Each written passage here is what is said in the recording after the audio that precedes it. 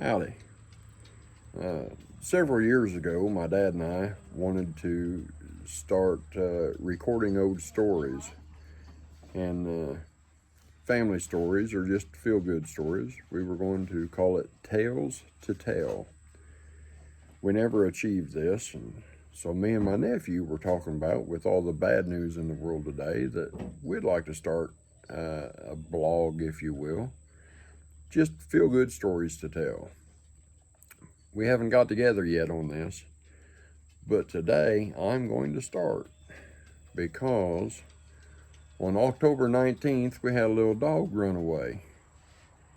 And my wife and I and several people, another lady that lives in town, spent a lot of time in the woods looking for this little dog.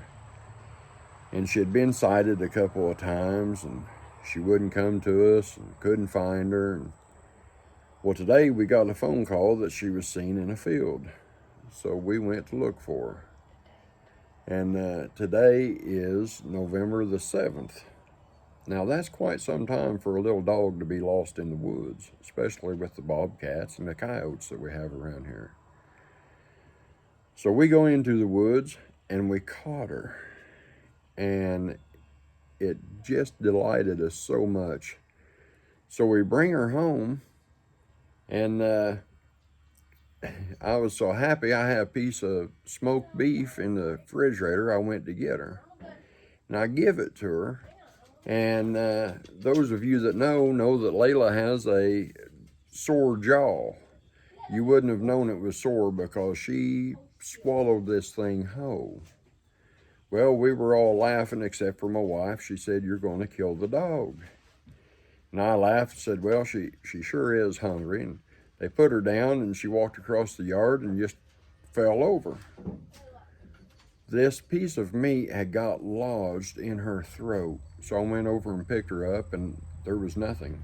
This dog was gone. I'm going, how could we find the dog and I killed the dog all in the same day?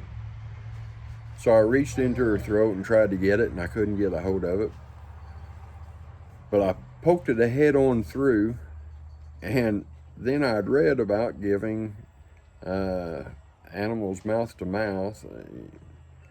You cup their mouth and nose and blow into them. And so I tried this for fear of losing my dog.